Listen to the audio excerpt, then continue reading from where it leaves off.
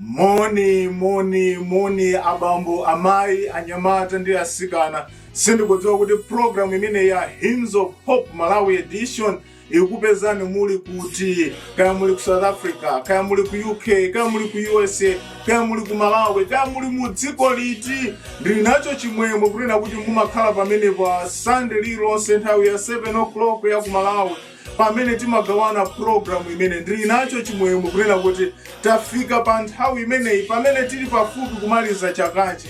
Taonani masiku owerengeka pa Wednesday dziko lapansi likhala likukondwerera Christmas kapena kukondwerera kubadwa kwa Yesu Kristu. Ndikudziwa kunena kuti nkhani yokhuzana kuti kodi Yesu anabadwa pa 25 December ambiri ife tikudziwa, ngakhale kandi ya mipingo yosiyana amadziwa kuti palibe amene amadziwa tsiku lenileni Yesu anabadwa.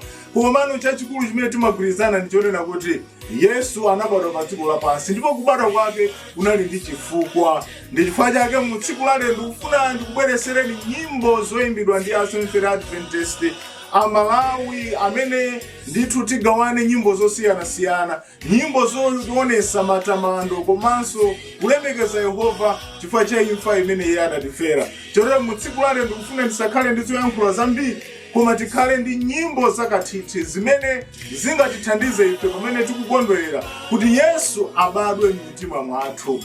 Chotero mutu wa program wathu walero tikunena kuti oh what manner of love, Jesus' birth and our redemption. Chikondi chotani ichi, kubadwa kwa Yesu ndi chiwombolo chathu. Amayi ndi abambo, kubadwa kwa Yesu Kristu ndiye chiwombolo chathu. Chikondi chotani ichi, kubadwa kwa Yesu Kristu ndi chiwombolo chathu. Ndife anthu amwayi mu tsiku la lero kunena kuti pamene Adamu ndi Hava adachimwa munda wa Edeni, Mulungu sanatisiye choncho ayi. Adakonzeratu kunena kuti no ifeyo tikhale ndi moyo. Ndi chifukwa Yesu Kristu anabadwa pa dziko lapansi. Ndi chifukwa kunena kuti the fullness of time, the gift of love. Nthawi itakwana kuti tinalandira mphaso ya chimwemwe kapena kuti mphaso ya chikondi.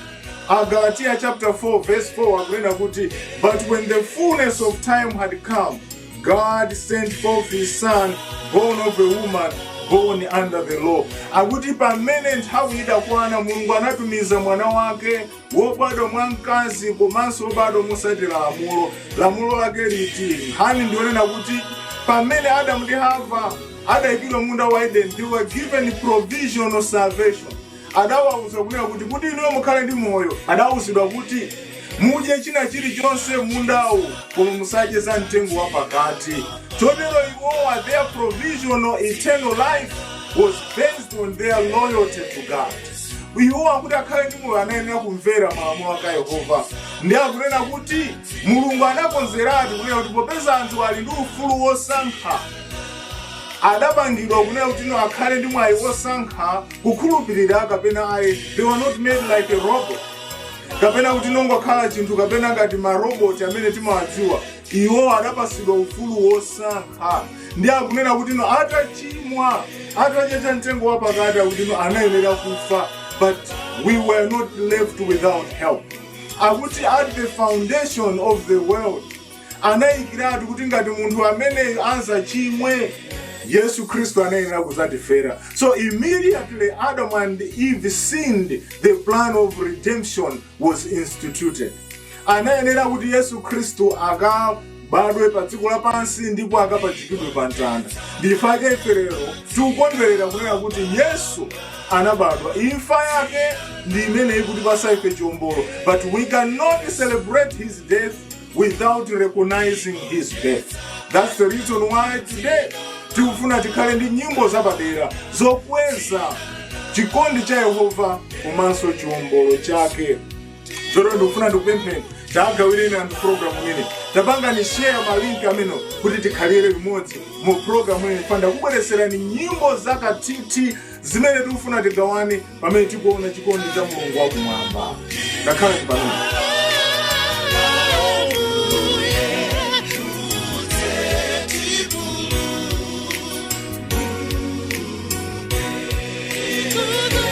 Chiripalo,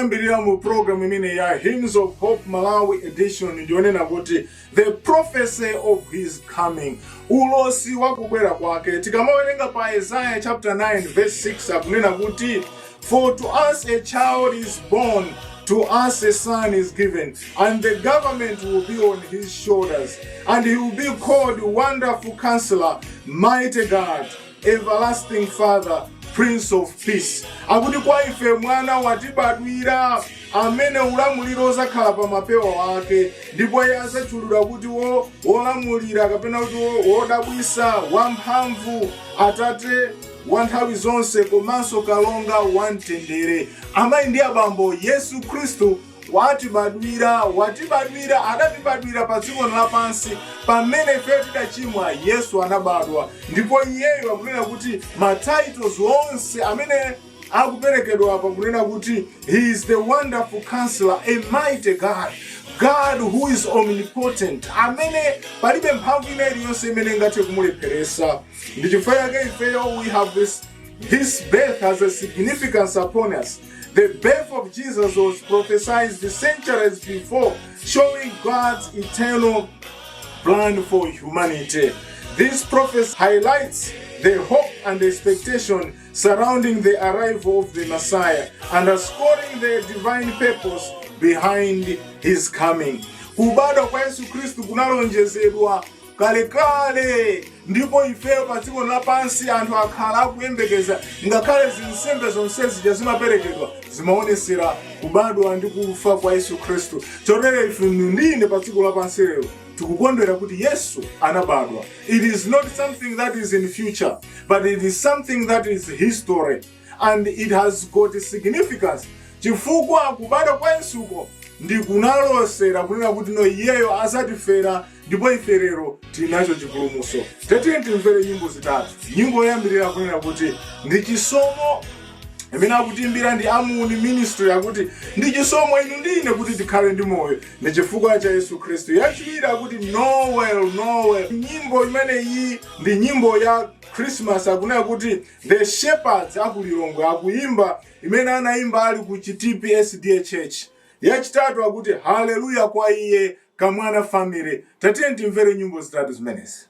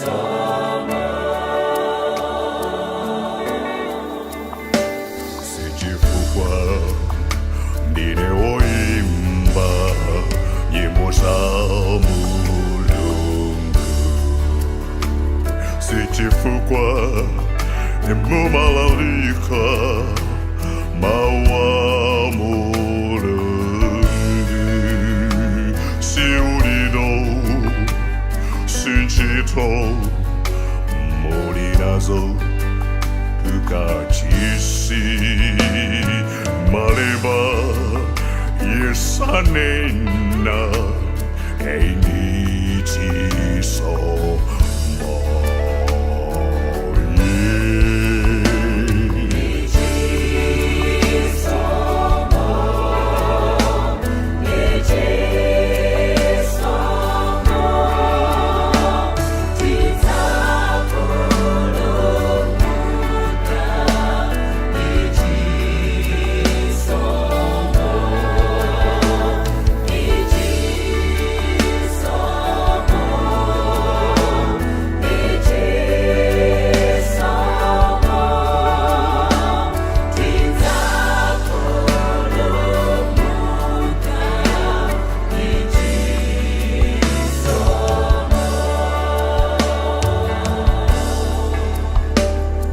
siluso mulinalo, simbiri yanu, simpingo mumapempera, sichuma chanu, sibanja lobadwira, simalo chokera, sichina so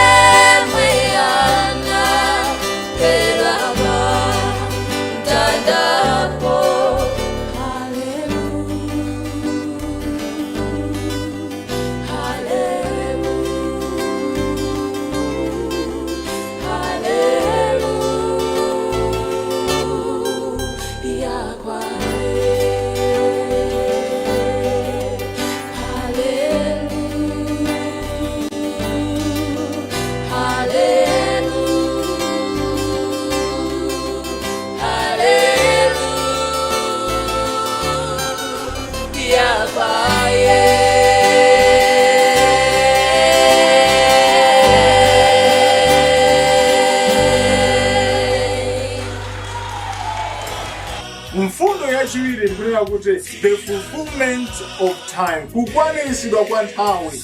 Monga tikuwerenga pa Galatiya chapter 4 verse 4 and 5 akuti, but when the set time had fully come, God sent his son, born of a woman, born under the law, to redeem those under the law, that we might receive adoption to sonship. Akuti nthawi itakwana, Mulungu anatumiza mwana wake kupyolera mwa mzimayi, komanso kupyolera mulamulo, kuti ino ifeyo atipulumuse kuchokera kulamulo, kuti ino ifa palibe aliyense amene angapulumusidwe posunga malamulo ayi. Tonse tidalephera.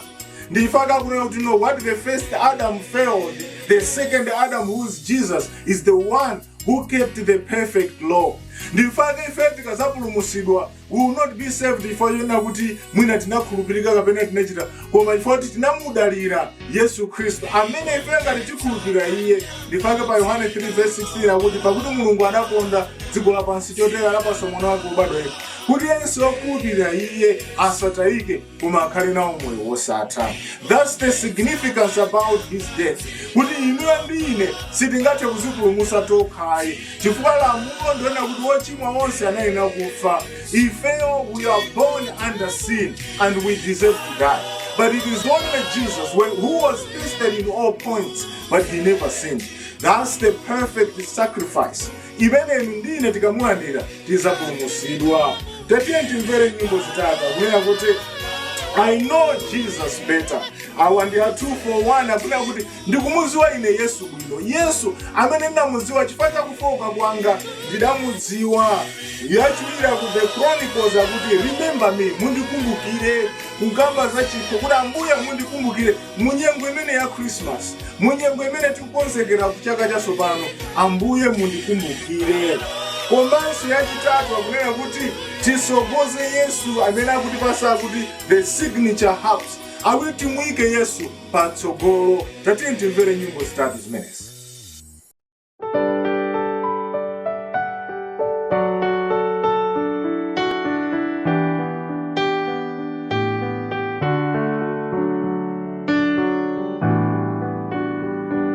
If the road was so smooth, then how could I see and appreciate the love that Christ has for me? Thanks to pains, disappointments, for through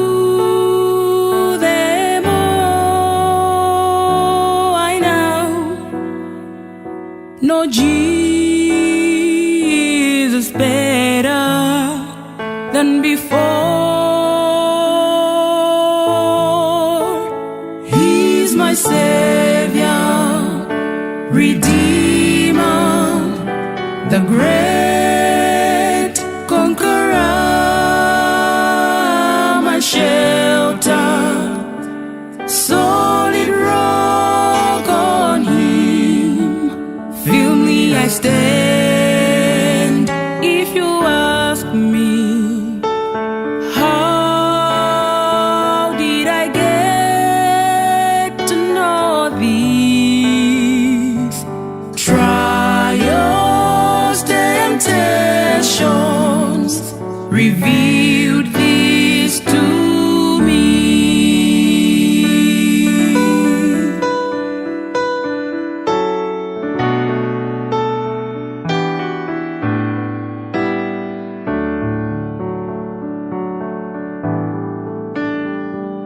So why do you worry when you face the storm?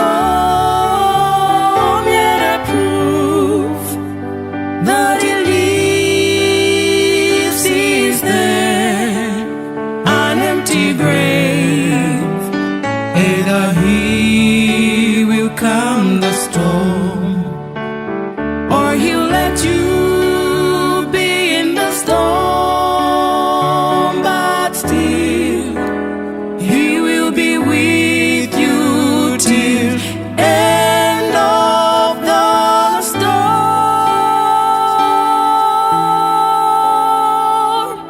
He's my Savior, Redeemer, the great conqueror,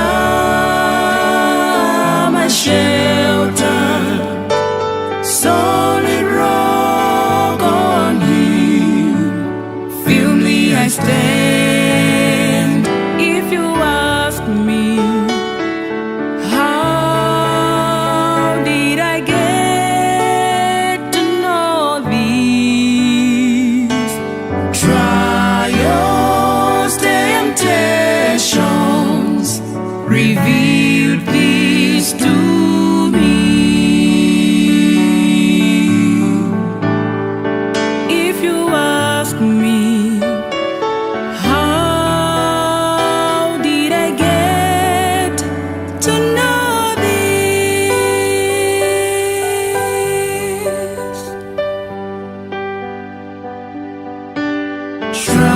Trials, temptations, revealed this to me.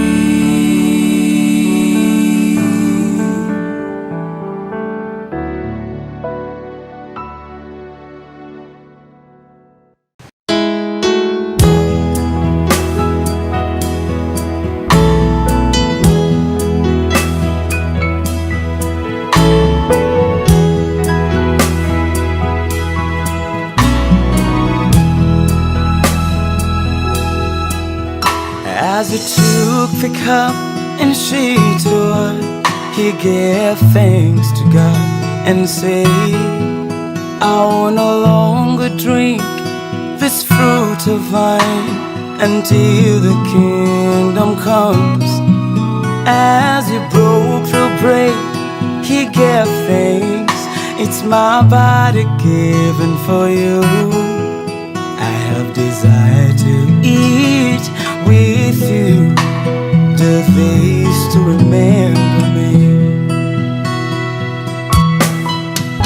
This cup is a new covenant in my blood, which is shed for you.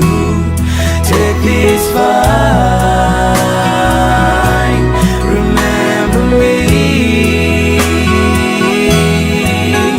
This bread is a new body, it is all given for you.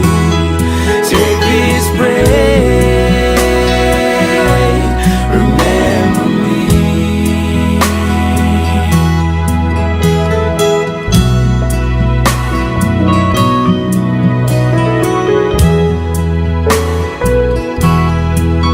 As He turned around and looked at me with a smile shining on His face, it's like He said, this blood, this body and love will surely bring you life. And I smiled at Him with a doubt in mind, will I ever see Him again? I just remembered what He said before, have faith in my Father and me. This cup is a new covenant in my blood, which is shed for you. Take this wine, remember me. This bread is a new body, it is all given for you. Take this bread,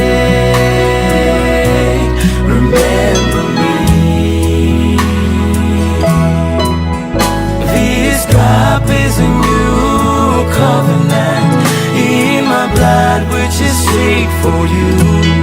Take this fine, remember me.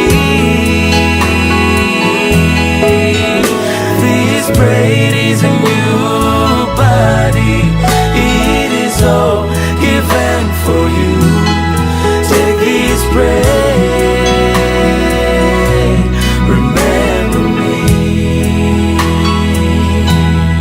Take this braid, remember me. Take this fine, remember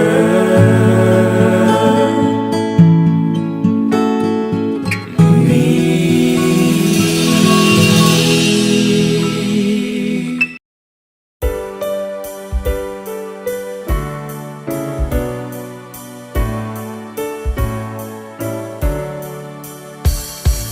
Ndaenda mtunda ndi nyanja, ndachokera kutali.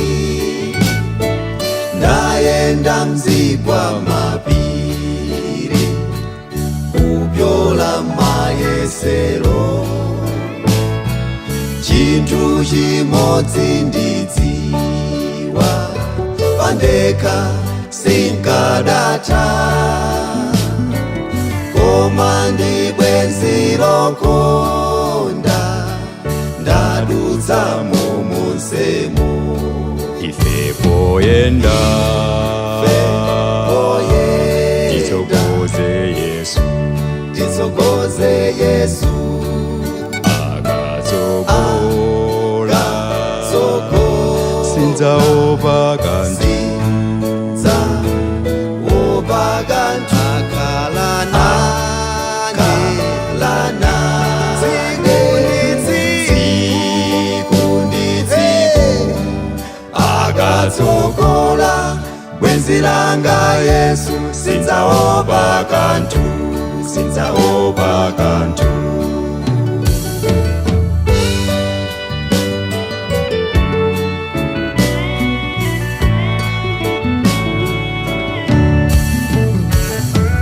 Moyo lero ndiwovuta, patokha sitingathe. Zopechera ndi zambiri, zobwezeretsa mbuyo. Dalirani pa Yesu, bwenzi lopanda nyengo. Chitsogozo cha bwenziro, tidzapyola monsemo. Ife poyenda titsogoze Yesu, titsogoze Yesu. akatsogola sinzaopa kanthu. Sinzaopa kanthu. Akhala nane tsiku ndi tsiku. Akatsogola bwenzi langa Yesu, sinzaopa kanthu, sinzaopa kanthu. Ife poyenda titsogoze Yesu, titsogoze Yesu. Akatsogola sinzaopa kanthu, sinzaopa kanthu. akhala nane tsiku ndi tsiku. Akatsogola bwenzi langa Yesu, sinzaopa kanthu, sinzaopa kanthu.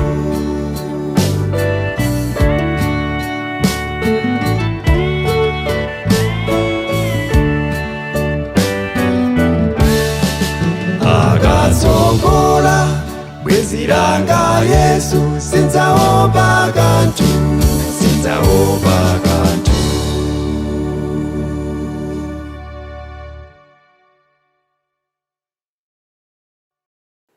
Mumbali nkhani yachitatu tikuona the humble birth, kapena kuti imfa Yesu Kristu imene tikuona kuti ino yakuzichepesa. Tikamawerenga pa Luka 2 verse 11 akunena kuti today in the town of David a savior has been born to you. He is the Messiah, the Lord. Akuti mutaoni ya Davide mulungu kapena kuti mpulumusi wabadwa, iye ndiye Mesiya. Yesu Kristu sanabadwire muchipatala chodulayi, akuti no anabadwira ine menja kapena kuti malo amene ifewo amene ali ozichepesa adakatha kupita kwina kulikonse, koma akuti no anabadwa malo amene mtaoni yosatchuka, komanso malo osadula, malo amene aliyense anakatha kubadwirapo. Chifukwa chani? Jesus wanted to identify with us. Anabwera mozichepesa, monga iye anazichepesa kuchokera kumwamba ndikubwera pa dziko lapansi. Akuti no chikondi chimenechi ndi chimene iye akutionesera. Jesus' humble beginnings in the manger remind us that God often works through the seemingly insignificant things. His birth among the shepherds illustrates that the message of salvation is for everyone, regardless of the status or background. Kubada kwa Yesu Kristu kuti anabadwira nkhola kapena kuti anabadwira pafupi ndi amene anali abusa oweta ziweto, kukutisonyeza ife kuzichepesa kwa Yesu Kristu kuti chipulumuso ndi cha wina aliyense, kuyambira wapansi ngakhale wamwamba. Ndiye inu ndine amayi ndi abambo lero tinacho mwayi wa chipulumuso chifukwa Yesu anabadwira inu ndine. Tatiye timvere nyimbo zitatu. Yoyamba kunena kuti Yesu wayima pa khomo akutiimbira ndi ya the harps. Komanso yachiwiri akunena kuti ndalandira Yesu, imene akutipasa ndi a joyful souls, imene akumpanga feature Dr. Namadingo.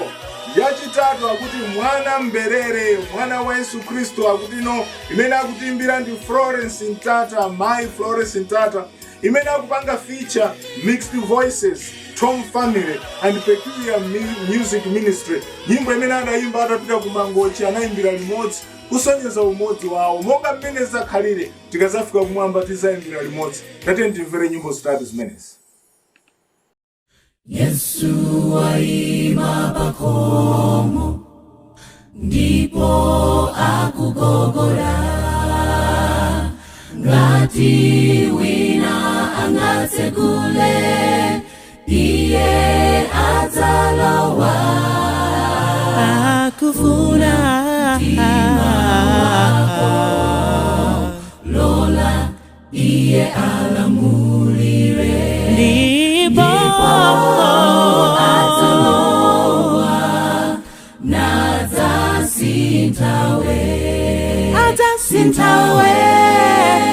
sintawe nakupatsa moyo watsopano, ngakhale tchimo lako ndilofira lidzayera ngati matalala. Sintawe nakupatsa moyo watsopano, ngakhale tchimo lako ndilofira lidzayera ngati matalala. Tsono chera kutumbalewe, Yesu akufuna we.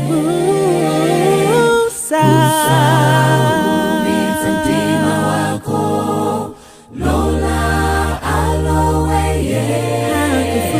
Akufuna mtima wako, lola iye alamulire, ndipo adzalowa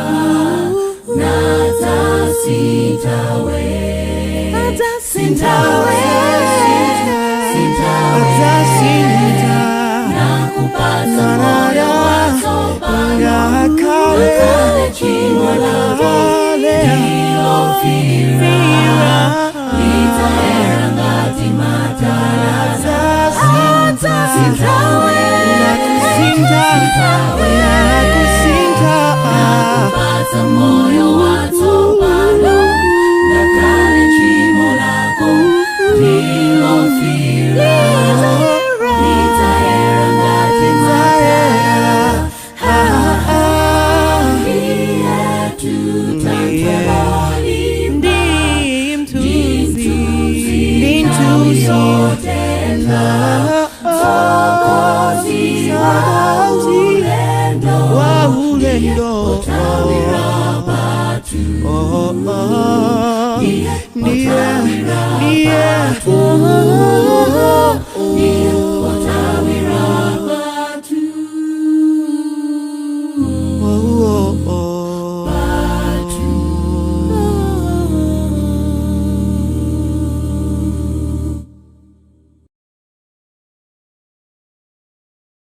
Amaswa, amaswera tu. Amaswa, amaswera tu. Amaswa, amaswera tu. Mauage, aliwonga nyundo. Zanja langa ntalikweza mwamba, mtima mwanga mukutamanga. My decision ndali nditapanga, inendi wake iendi wanga. Baribe sinchita manyazi, inendi wake iendi wanga. Ndiri nako kulimbika mtima, modi ndi muchula bwenzi langa. Maso wake sari bachimo langa, amabona mafuto banga. Antuni ndilinganganga, kufikira ndire mpoto yanga. Yesu ine, yeah, ndalandira. Whoa, Yesu ine, ndalandira. Yeah, Yesu ine.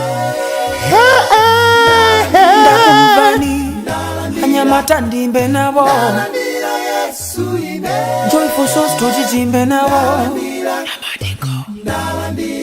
Oh, lenga tuwana lenga somewezi, malenga na imita mwenyenyezi.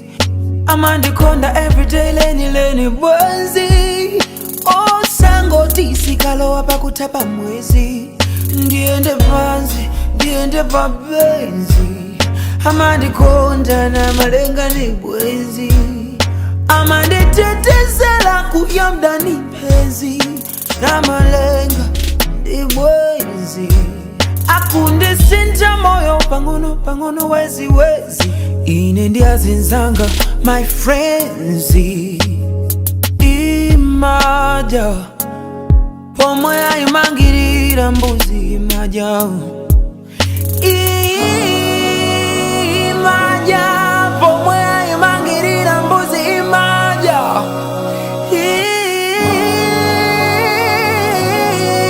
Imaja ndimangirireni pamauanu inende tija Yesu. Inende mangiri.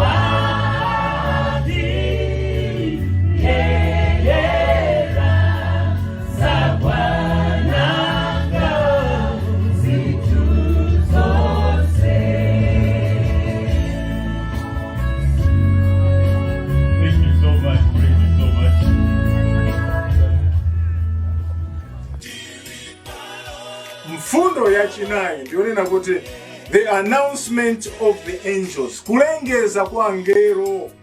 Akunena kuti pa Luka chapter 2 verse 10 mpaka na 12. But the angel said to them, do not be afraid. I bring to you good news that will cause great joy for all the people. Today in the town of David, a Savior has been born to you. He is the Messiah, the Lord. Akutino iyeyo pamene anabadwa Yesu Kristu, akutino angelo adalengeza kubadwa kwake, ndipo akutino kulengeza za chimwemwe zimene zikutionesa ife kunena kuti ngati angelo akubwera ndi uthenga wa chimwemwe, ifenso pa dziko lapansi, it emphasizes this good news is for people, offering salvation and reconciliation with God. Zikutilimbikitsa kunena kuti uthenga wabwino ndi wawina aliyense umene kuti pansi ife chiyembekezo kunena kuti Mulungu wakonzeka kuyanjanitsa dziko ndi iyeyo. Kodi inu mwakonzeka? Tatiye ndimvere nyimbo ziwiri. Nyimbo yoyambirira kuti pasandi ya Bethel Future Adventist Men akunena kuti nkhosa. Yachiwiri akunena kuti yangosala mbiri yokha, Philadelphia Singers. Kuti no ife amene tili pa dziko lapansi nthawi zambiri zimamvetsa chisoni kuti ndife akhristu timangotchulula dzina koma makhalidwe athu ndi osayenera. Tatiyeni nyengo imene pamene tikukumbukira za kubwera kwa Yesu Khristu komanso kukondwerera kuti posachedwa tilo mchaka chatsopano tisangokhala akhristu zina koma tikhale okhulupirika. Tatiyeni timvere nyimbo ziwiri zimenezi. Ikasowa imodzi nkhosa Yesu siya zambiri zo amaifuna mpaka itapezekanso. Ikasowa imodzi nkhosa Yesu siya zambiri zo amaifuna mpaka itapezekanso. Amaifuna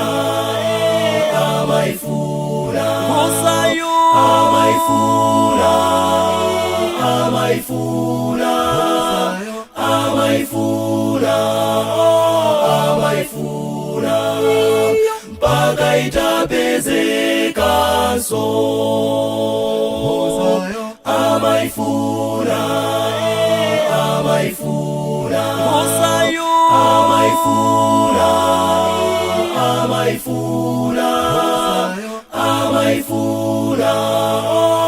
Amaifuna mpaka itapezekanso. Tikalapa ochimwa lero Yesu sakumbukiranso tu amaiwala zakale. Bwera tu ochimwawe. Tikalapa ochimwa lero Yesu sakumbukiranso tu amaiwala zakale. Bwera tu ochimwawe. Amaifuna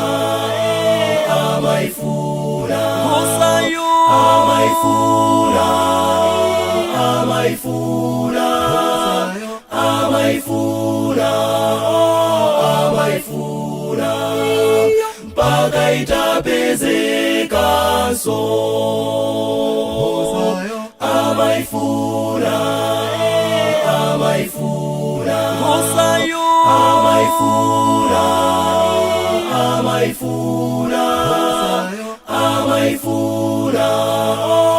mpaka itapezekanso. Amaifuna mpaka itapezekanso.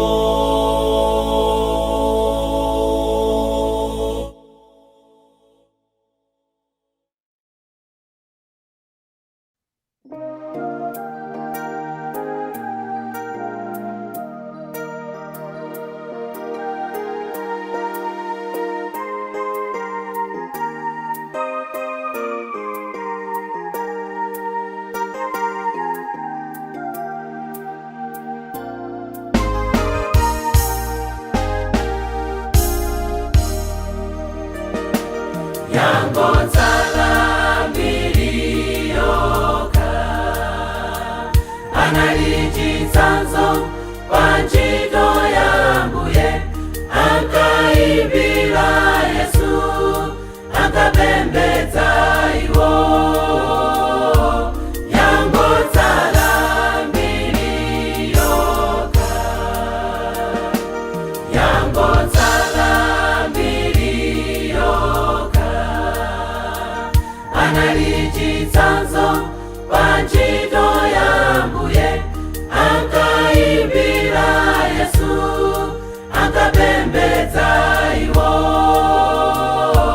yangotsala mbiri yoka isinjeni mbuye maonekedwe akunja opeza angawa ndiwonyeka sono mundikonze ngati mwantima ndifuna ndidzaone zipatso za ntchito yangayi isadzangotsala mbiri yoka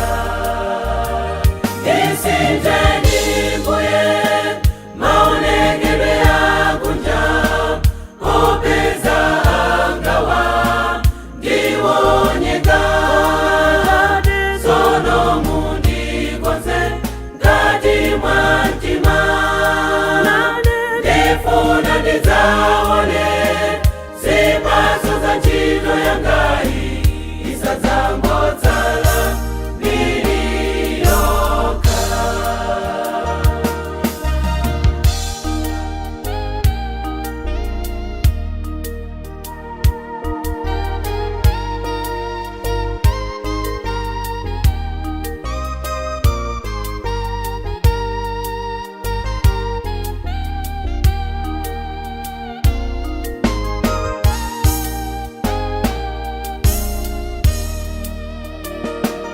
Kumbukani mbiri ya Samson analiwa mphamvu pogonjetsa Dani atalowelera ye muntundu wa chilendo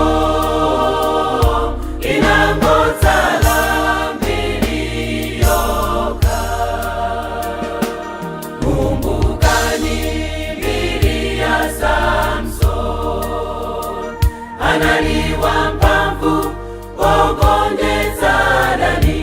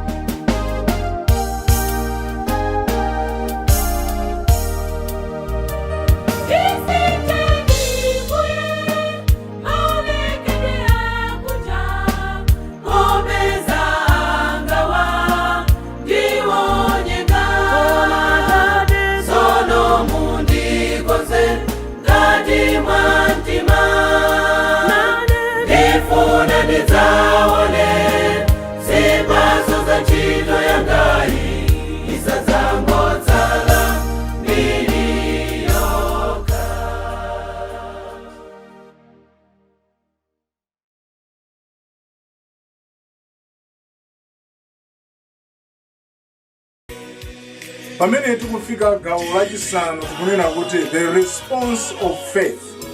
Verse lathu kuchokera pa Luka chapter 2 verse 15 mpaka na 16. Akuti when the angels had left them and gone into heaven, the shepherds said to one another, let's go to Bethlehem and see this thing that has happened, which the Lord has told us about.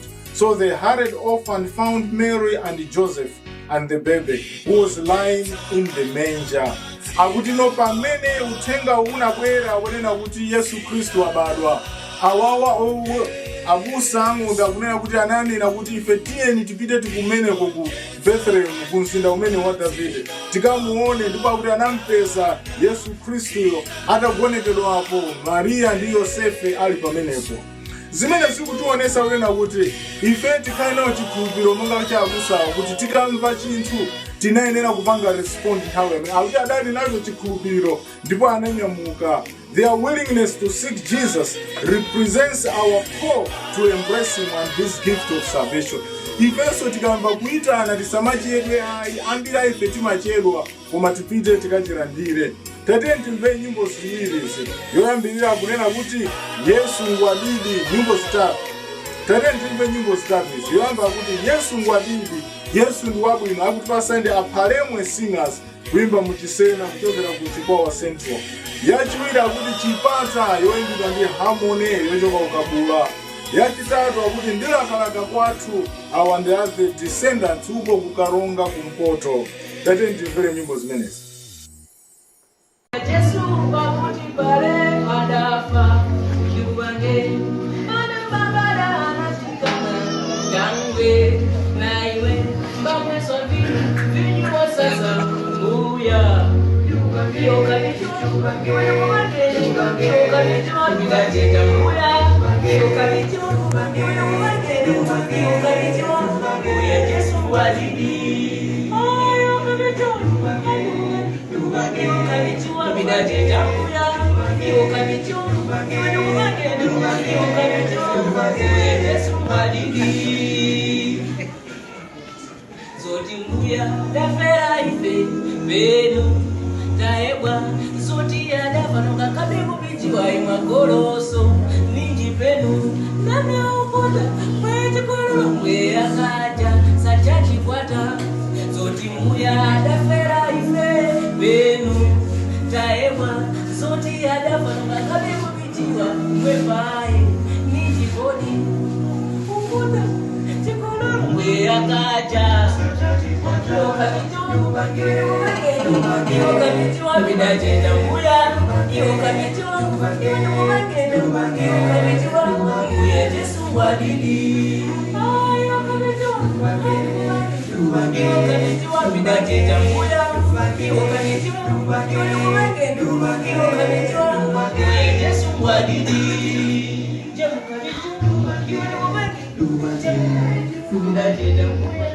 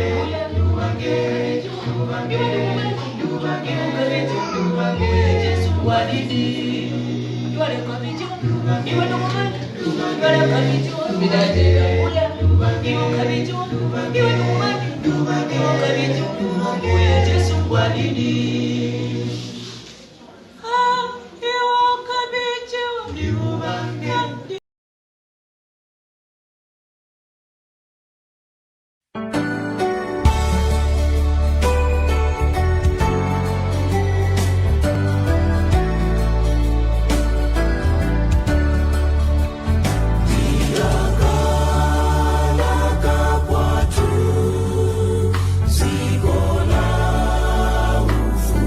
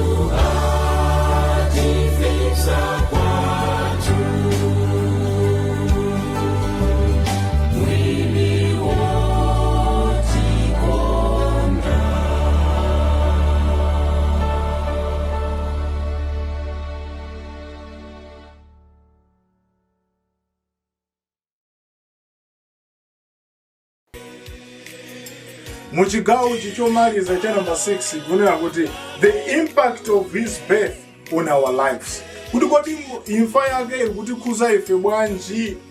Tikaona ifeyo kubadwa kwake kwa Yesu Kristu ndi imfa yake ikutikhuza.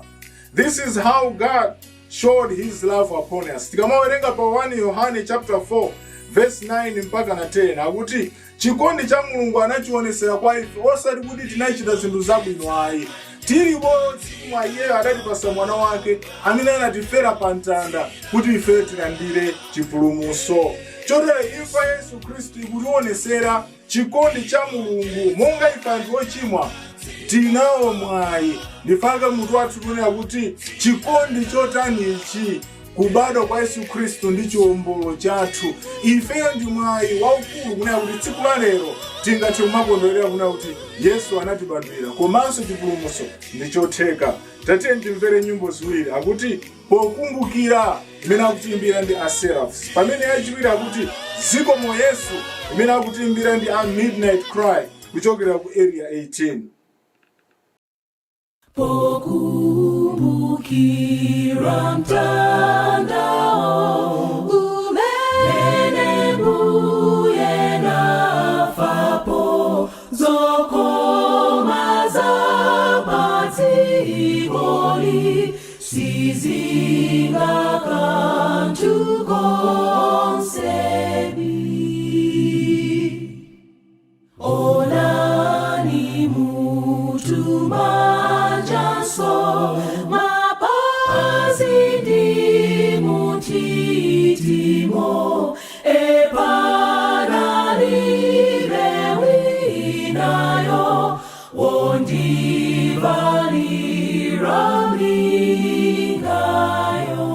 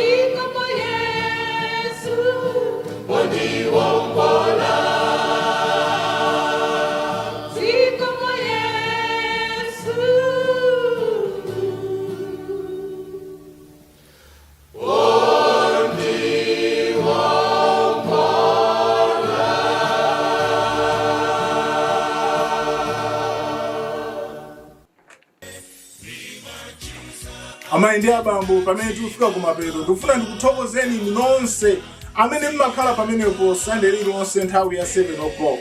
Tikufika kumapeto a maprogramu amene mu chaka chino pamene ifeyo takhala tikulimbikisana kuti moyo wa chikhulupiriro Hymns of Hope Malawi edition, nyimbo zopereka chiyembekezo mu nthawi ya mavuto. Tingalimbikisane bwanji? Tikulimbikisana ndi nyimbo zosiyanasiyana.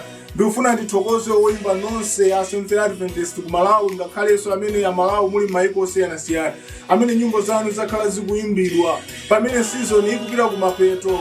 Ine ndikufuna ndikuthokozeni kunena kuti tangosala ndi sabata imodzi kuti timalize maprogramu amenewo, koma ndikufuna ndithokoze chifukwa nyimbo zanu zapangisa kuti anthu ambiri amudziwe Yesu Khristu. Ino amene mmatumiza maumboni komanso nyimbo, gwirisani ntchito namba yomweja ya WhatsApp +1 269 815 2258. Komanso mungathe kugwirisa ntchito email victorkaula@gmail.com. Mukatero uthenga wanu kapena nyimbo zanu zizayikidwa ma platform athu komanso maprogramu ena osiyanasiyana. Pali maprogramu ena amene mchaka chamawa akhala kubwera kukolera V&V Media Solutions. Ambuye akudaliseni. Tiyeni pamene tikumaliza timvere nyimbo yoyimbidwa ndi mayi Maseya, Florence Maseya, akuti ndiyimbatu za Yesu. Tiyeni mnyimbo imene tikhale tikuyimba za chikondi chake cha Yesu Khristu. Ambuye akudaliseni. Munali ndine Victor Kaula, mkonzi komanso mulusi wa programu imene ya Hymns of Hope. Tiyeni tionane musabata ya mawa pamene timalize maprogramu amene wa mchaka chino. Ambuye akudaliseni. Bye.